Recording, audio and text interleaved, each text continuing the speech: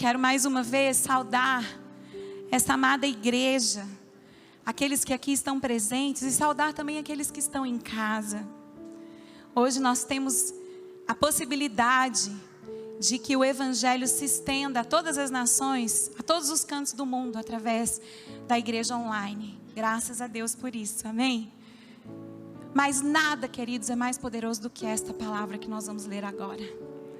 A palavra de Deus diz que ela é tão poderosa que ela tem o poder de dividir juntas e medulas. Dividir aquilo que é indivisível, amém? De discernir aquilo que ninguém tem discernimento.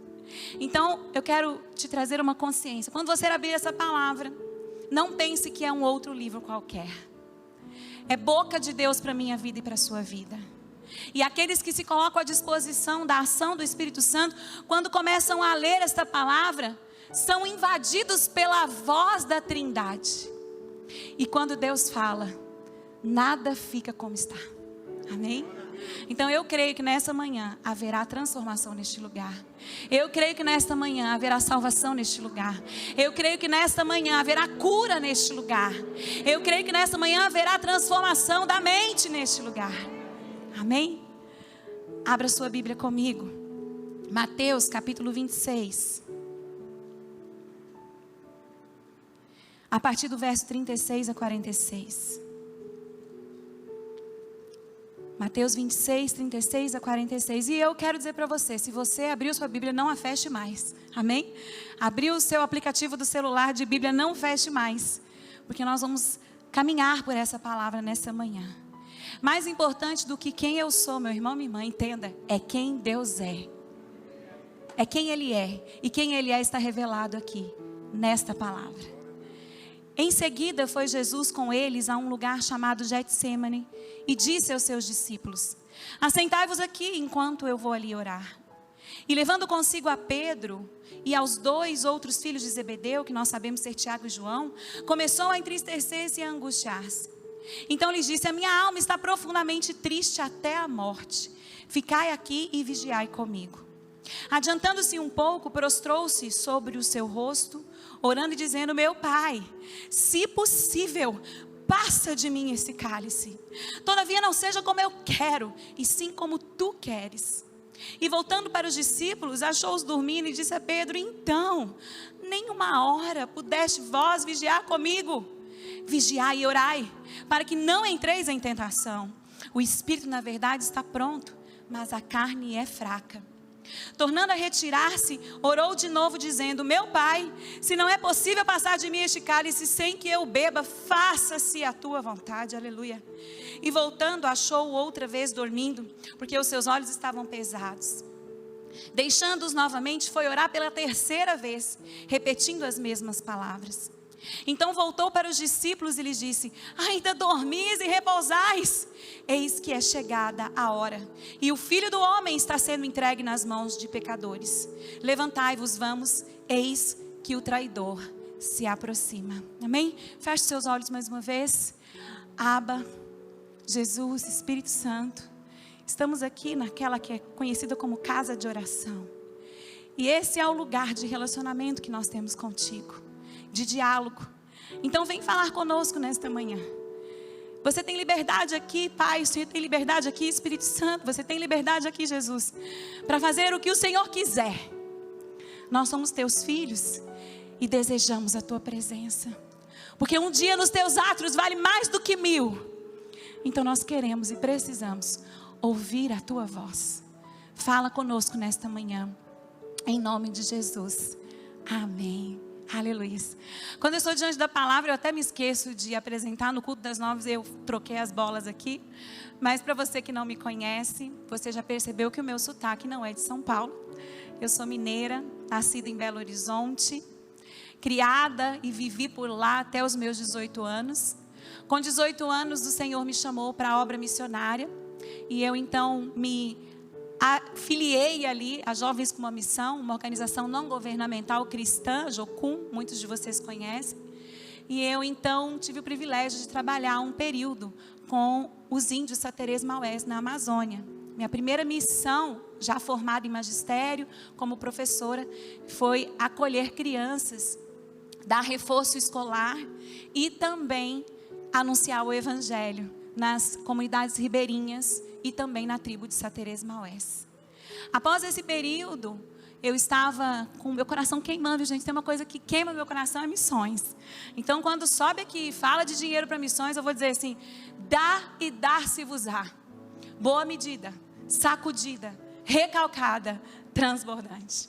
Quanto mais você ofertar em missões, saiba, mais Deus vai encher os seus celeiros. Porque é interesse dele que o reino dele se espalhe sobre toda a terra. É interesse dele que a palavra de Deus cubra a terra como as águas cobrem o mar. Amém? Então, eu estava naquela decisão de ir ou não para o campo missionário, transcultural, fora do país. Todas as minhas irmãs são missionárias. Quem é do college sabe um pouquinho dessa história. Foi quando Deus me chamou, disse: não, eu quero que você volte para a sua igreja local, eu quero que você pastoreie. E eu ali muito relutante, eu falei: Deus, mas as nações são tão maravilhosas, os povos, e eu tenho uma paixão espiritual pela África, né? Deus me deu línguas espirituais e algumas delas são africanas. Então eu queria muito ir para as nações. E Deus disse: não, volta, porque o seu chamado é outro. Enquanto as minhas irmãs foram, eu voltei. E então eu fiz teologia. Antes disso, eu passei um ano estudando a Bíblia, só a Bíblia, através do método indutivo. E cá estou eu então, há 23 anos, servindo ao Senhor. Eu sou casada já há 15 anos, com também pastor Tiago Valentim. Nós pastoreamos já há 15 anos juntos, 11 na Igreja Metodista em Itaberaba, que é uma avenida na freguesia do Ó, não é outra cidade. Então eu estou aqui na zona noroeste, né, nordeste, ali de São Paulo. Temos 2 filhos, Davizinho, que vai fazer 12 anos agora em fevereiro, e a minha filhinha, a Alicinha, que está com 5 anos. E eles são a nossa herança. E pela manhã, às 9 horas, eu disse algo que quero dizer para você. Meu irmão, preste atenção. Nada deste mundo você vai levar, mas os seus filhos você pode levar para a eternidade. Por isso que a palavra de Deus diz: herança do Senhor são os filhos, e o fruto do ventre o seu galardão, o seu presente. Porque se você plantar a semente do evangelho na vida dos seus filhos, você os terá na eternidade com você. Então a sua primeira missão é a sua casa, aleluia. Sua primeira missão é a sua família. Sua primeira missão é deixar Deus tratar o seu coração, para que você seja um melhor esposo, uma melhor esposa, um melhor pai, um melhor filho, para que o reino de Deus se estabeleça na sua casa e Ele manifeste a eternidade para aqueles que estão à sua volta. Amém? Isso é só um pouquinho de quem eu sou. Caso você queira me conhecer mais, eu vou fazer propaganda. Venha fazer o college conosco. Eu sou professora de 2 matérias no college, maturidade espiritual e construindo uma vida de oração. E é impossível você me ver pregando e não falar de oração. E é impossível você me ver pregando e eu não orar. É impossível, sabe por quê, queridos? Porque oração não é um estado. Oração não é algo que eu faço por obrigação. Oração é um lugar de relacionamento que não é só de fala, mas é de diálogo também. E nós vamos falar um pouquinho sobre isso nessa manhã. O texto que nós acabamos de ler mostra os momentos finais de Jesus junto aos seus amigos antes de ser levado pelos soldados romanos. E esse momento anterior, ele é muito significativo, porque ele mostra um pouco do que eu e você estamos vivendo nas circunstâncias pelas quais nós estamos passando hoje. Estamos entrando no 3º ano de pandemia. Quando começou lá em março, após o carnaval de 2020, nós falamos: é só uma gripezinha, vai passar rápido.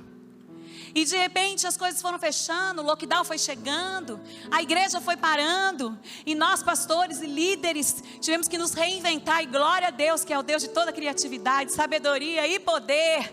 Dá-nos de beber, Senhor, dessa fonte diariamente, porque não há barreiras para o evangelho, meu irmão. Nenhum lockdown pode parar o evangelho de Jesus. Nenhuma pandemia pode parar a palavra de Deus, porque ela é viva e eficaz. Aleluia. Estamos aqui entrando então já com a maior parte da população de São Paulo vacinadas, alguns já tomando a terceira dose, vacinas disponíveis agora para as crianças, glória a Deus. Mas o cenário ainda é difícil. Economia em crise, desemprego, incertezas.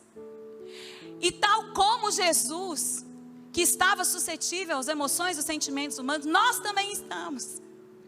Mas o Evangelho não esconde as mazelas de ninguém, muito menos do nosso Senhor e Salvador Jesus Cristo, que era 100% Deus, mas era 100% homem. Então preste atenção nessa verdade que eu quero compartilhar com você nessa manhã. Não há nada que você sinta que Deus não sinta com você. Porque não há nada que você sinta que Ele não tenha sentido antes. Porque Ele foi 100% homem como eu e você. E antes de eu falar propriamente do texto, eu quero lembrar o cenário no qual Jesus estava até a chegada ao jardim do Getsemane. Jesus sabia, pelo Espírito, que o estava impelindo de que o dia e o momento e a hora dele estavam chegando. Imagine se você soubesse quando e como você morreria. Como você ficaria? Às 9 horas aqui no culto eu contei que eu presenciei junto ao meu tio que teve alguns anos atrás um câncer de intestino e teve uma metástase avassaladora.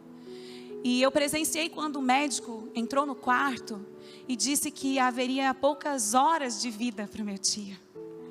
E ele estava consciente. Você consegue imaginar alguém consciente e alguém chegando para você dizendo assim, olha, você vai morrer daqui a poucas horas.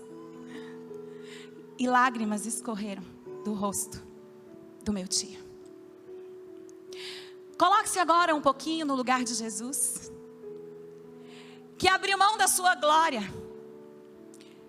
Abriu mão, queridos, de uma natureza plena e espiritual e assumiu a forma encarnada de homem. Ele sentia, ele sofria, ele comia, ele chorava, ele dormia, como eu e você. Mas o Espírito estava lhe comunicando que o dia e a hora dele estavam chegando. E aqui temos então algumas lições nesse processo que nós precisamos aprender. Primeira coisa, Jesus, mesmo diante de uma notícia que ele sabia e que ele entendia que era para aquilo que ele havia vindo, ele foi intencional nas suas ações. E a primeira coisa então que Jesus faz, antes desse tempo no Getsemane, que também foi intencional, ele pede que os discípulos lhe preparem uma ceia, para que pudesse passar a Páscoa com eles. Não é interessante que aquele que durante tanto tempo disse, o que queres que eu te faça? Agora ouve os discípulos lhe perguntando ali em Mateus 26, 18, Senhor, onde quer que nós façamos os preparativos para comeres a Páscoa? Jesus então agora está recebendo dos seus discípulos uma devolutiva. Senhor, o que o Senhor quer que nós façamos para Ti? E aqui, meu irmão, preste atenção, nós precisamos amadurecer espiritualmente e chegarmos a uma verdade de que ao invés de nós perguntarmos para Deus, ou melhor, ao invés de nós dizermos para Deus o que nós queremos, nós devemos perguntar para Deus o que é que Ele quer que nós façamos. Sabe por quê, meu irmão? Porque tudo o que Jesus já precisava fazer, Ele fez. Ele veio, Ele morreu, Ele ressuscitou e Ele não nos deixou órfãos. Você pode dizer aleluia? Não se turbe o vosso coração. Crede em Deus, crede também em mim. Na casa de meu pai há muitas moradas. Se não for assim, eu vou teria dito. Eu vou preparar-vos lugar. E quando eu vier, eu vos levarei para mim mesmo. Não vos deixarei órfãos, rogarei ao Pai, e Ele vos dará um outro Consolador, o Espírito da verdade, que o mundo não conhece, mas vós o conheceis, porque Ele habita em vós, e estará convosco para sempre. Então nós precisamos elevar a nossa maturidade espiritual, sair do lugar daqueles que só pedem, e passar a perguntar para Deus o que Ele quer que nós façamos. E então os discípulos obedecem à solicitação de Jesus, vão à casa de um certo homem e disse, olha, o mestre manda te dizer que o tempo dele está próximo. consciência. Jesus, alguém era consciente do seu dever, da sua missão, daquilo que ele deveria fazer.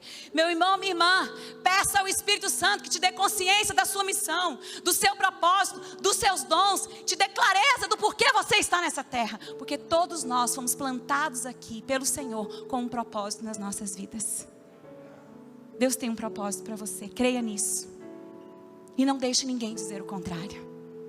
O inimigo vai tentar tirar a sua identidade. O inimigo vai tentar confundir você.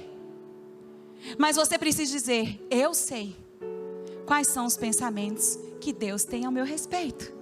Jeremias 29:11, anota isso aí. Pensamentos de paz e não de mal,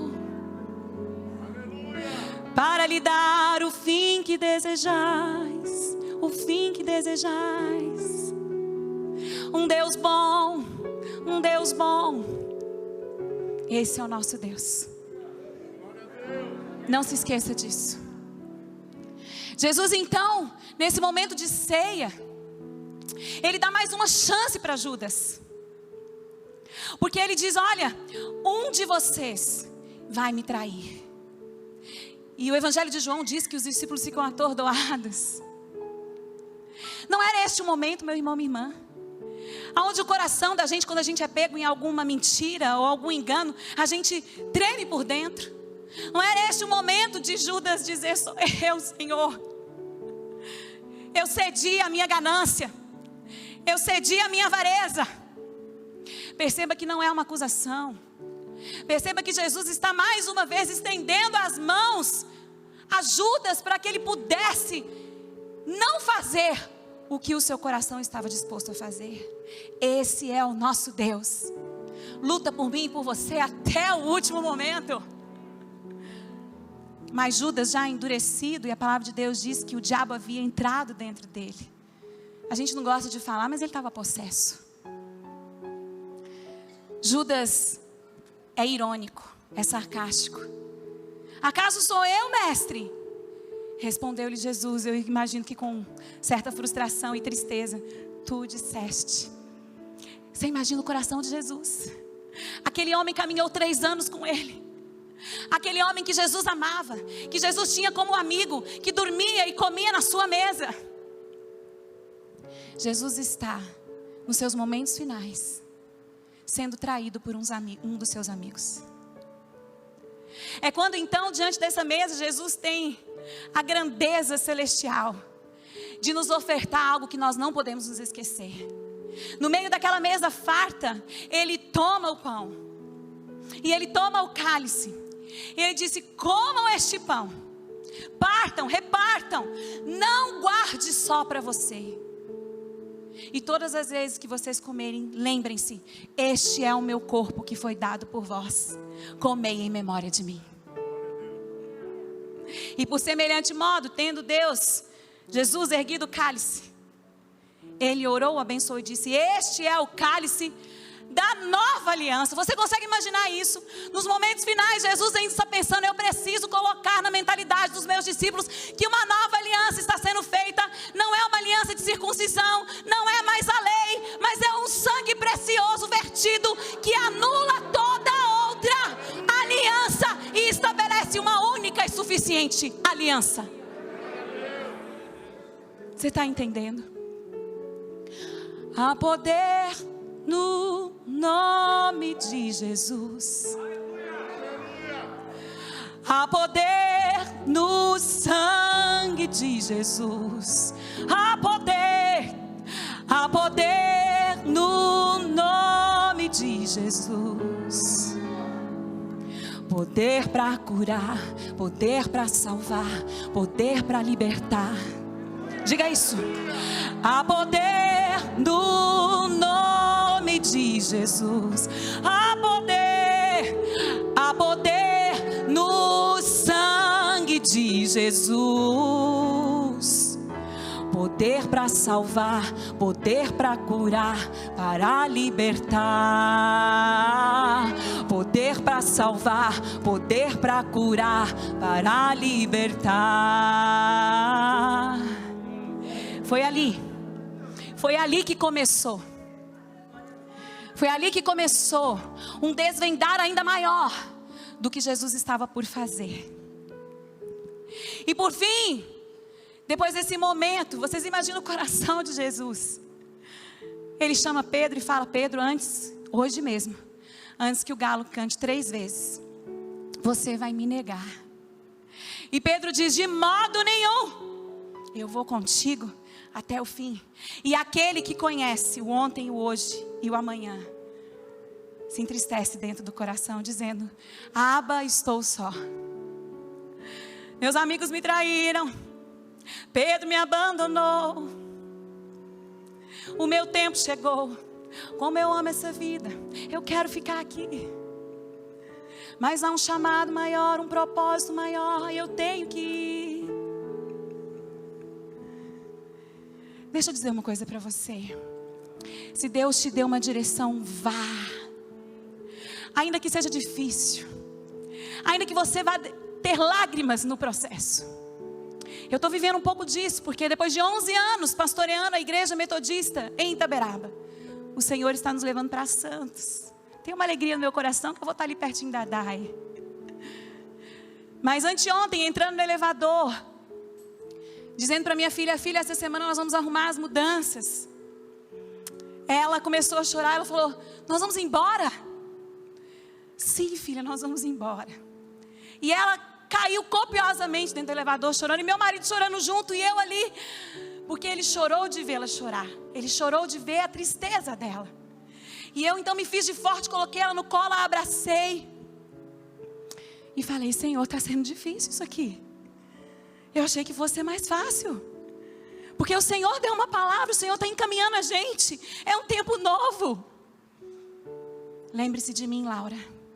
Também não foi fácil para mim, mas eu fui fiel até o fim. Seja fiel até o fim, na direção que Deus te deu. Jesus disse: vocês vão ter aflições, tenham um bom ânimo. Eu venci, vocês vão vencer também. Meu irmão, sabe qual é o resumo de Apocalipse para mim? Guarde isso no seu coração, você vai lembrar que fui eu que disse. Ele venceu. Ele venceu. Ele venceu. E nós venceremos com Ele.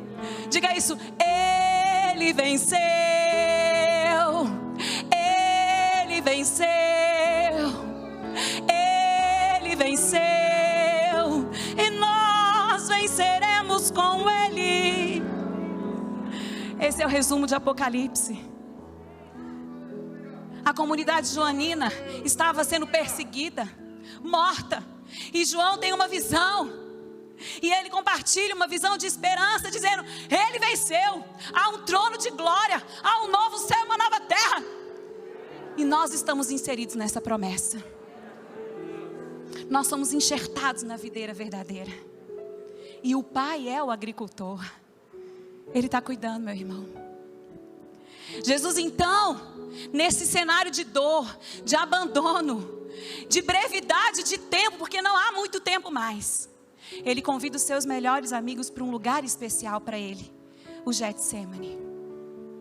E se você não sabe, o Getsemane é um jardim que fica no Monte das Oliveiras.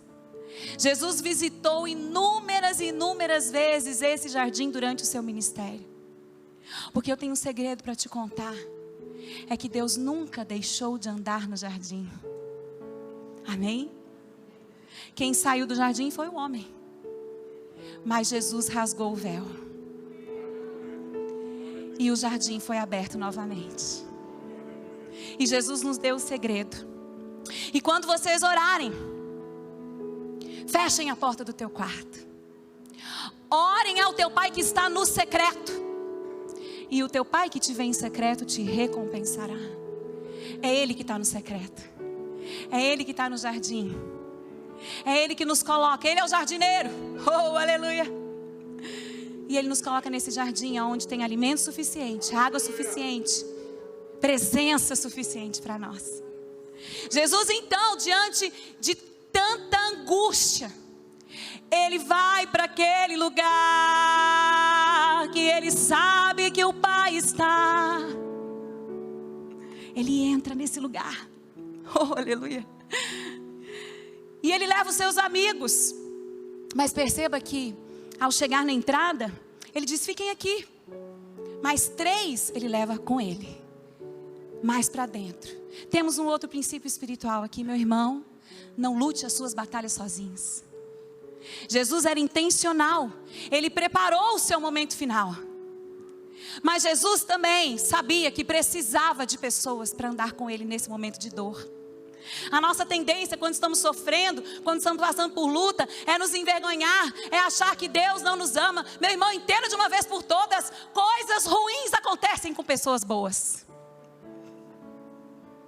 Tire essa mentalidade demoníaca de que se você está passando por um vale, é porque Deus não te ama, é porque Deus te abandonou, é porque você fez alguma coisa de errado. Está repreendida em nome de Jesus essa mentalidade. Se fosse assim, Paulo não deveria aceitar o chamado dele. Porque quando Deus chama Ananias e fala: Ananias, vai pela rua direita, você vai entrar numa casa, tem um homem ajoelhado orando, o nome dele é Saulo, é Paulo. E ele é muito importante para mim, e eu vou ensinar o quanto importa sofrer pelo meu nome. Oh! Você entende isso? Enquanto importa sofrer pelo meu nome. O ministério de Paulo foi um ministério de sofrimento. Açoitado, apedrejado, naufrágios, preso. Mas estava na prisão dando glória a Deus. Precisamos aprender com a palavra. Aleluia. Jesus então chega nesse lugar. Em seguida, foi Jesus a um lugar chamado Getsemane. Getsemane, meu irmão, é uma palavra hebraica que significa prensa de azeite.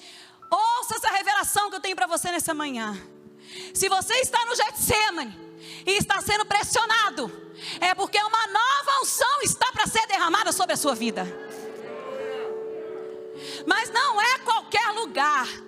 É o lugar de oração. É o lugar onde você encontra o Pai. É o lugar onde Ele vai te alinhar como em Querite. É o lugar onde Ele vai tirar a escória como em Sarepta.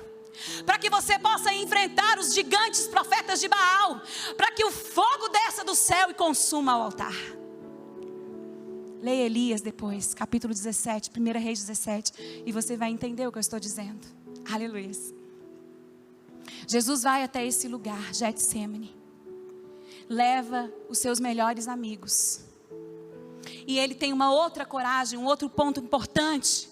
Ele diz: a minha alma está profundamente triste até a morte. Jesus expressa o mais profundo das suas emoções, dos seus sentimentos. Meus irmãos, a pandemia mostrou o adoecimento mental e emocional que a nossa sociedade se encontra. Mas muito desse adoecimento é porque nós queremos viver o filtro do Instagram na nossa vida. Nós queremos só postar coisas boas. Mas eu não sei você, meu irmão, até para chegar aqui hoje, a luta foi grande. Batalhas na mente. Lutas em casa. Por isso que Jesus diz em Mateus: aquele que perseverar até o fim,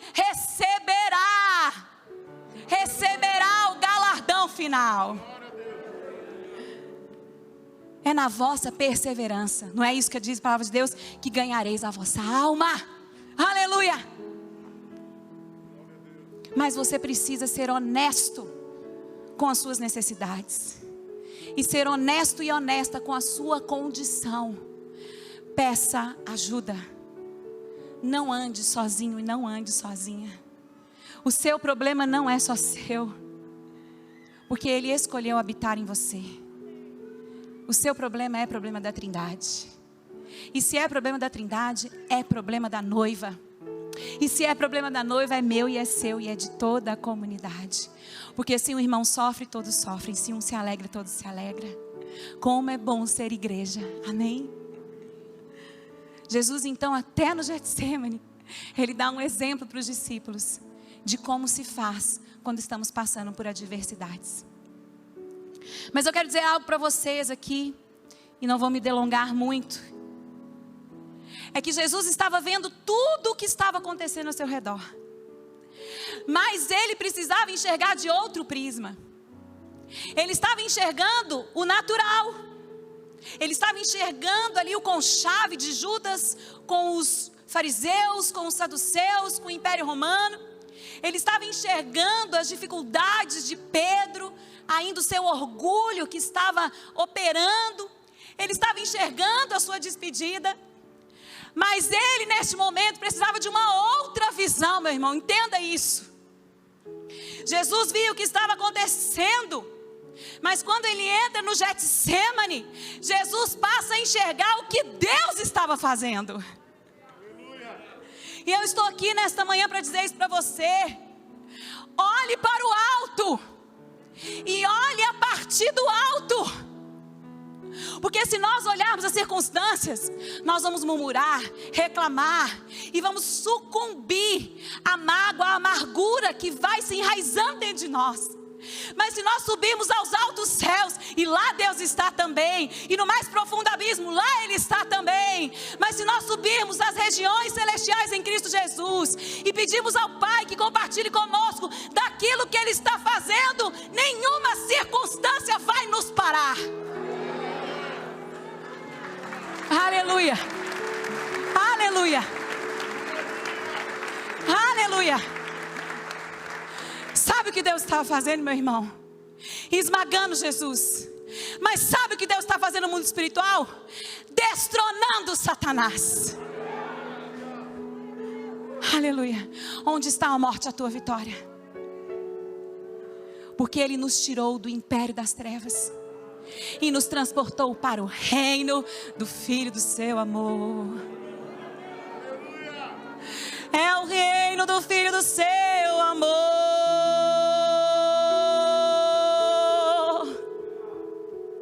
É um reino de amor. Porque o meu reino não é comida e nem bebida. É justiça e paz e alegria no Espírito. Puxa o céu, meu irmão. Puxa o céu para a sua realidade natural. Puxa a realidade sobrenatural para o seu natural em nome de Jesus.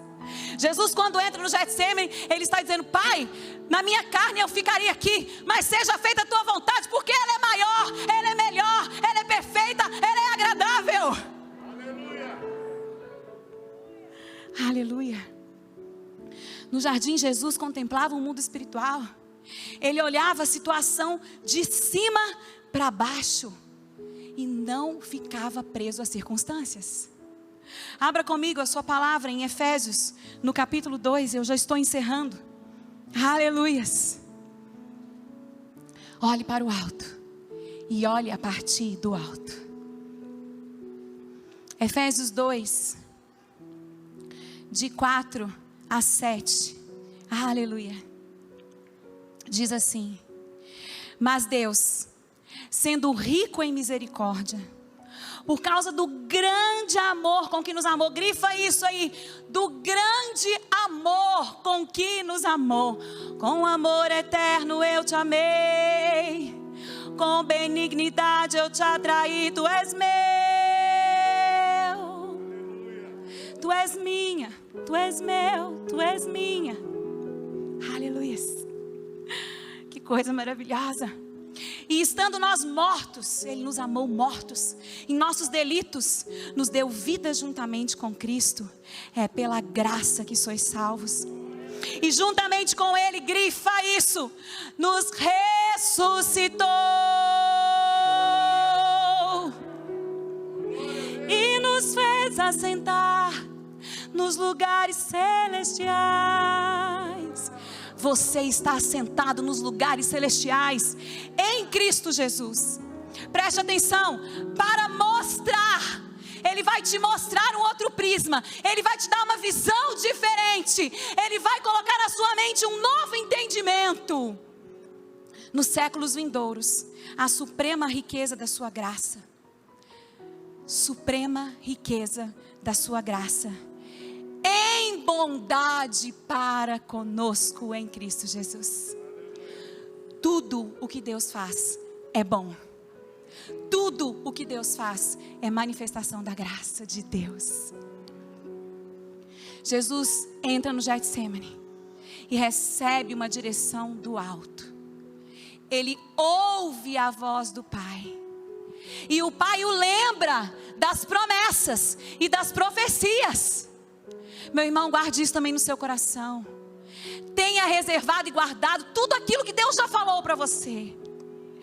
Em Isaías 53, dos versos de 10 a 12, preste atenção nesta palavra.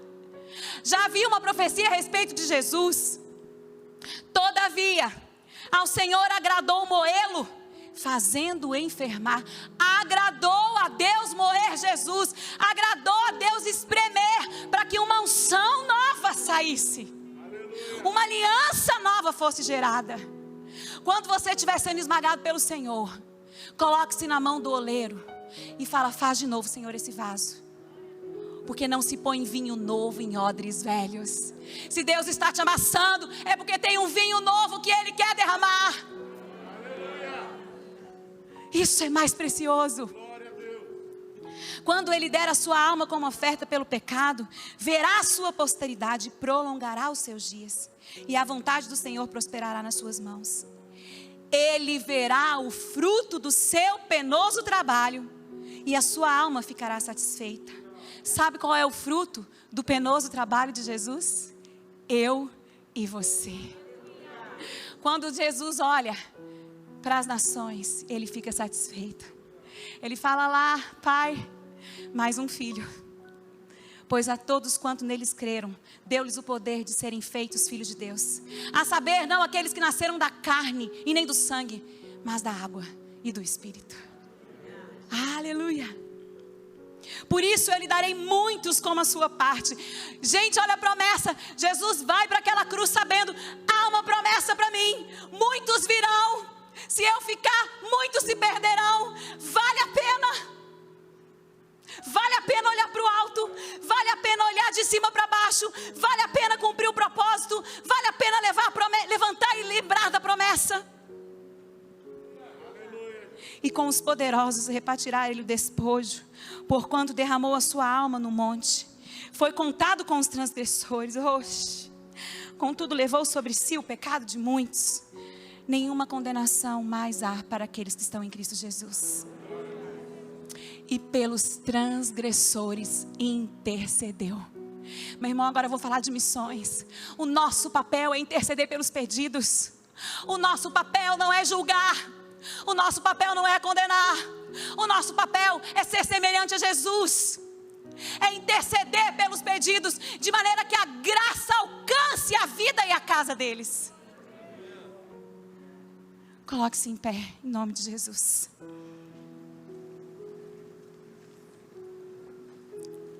Jesus prosseguiu e foi obediente até a morte de cruz.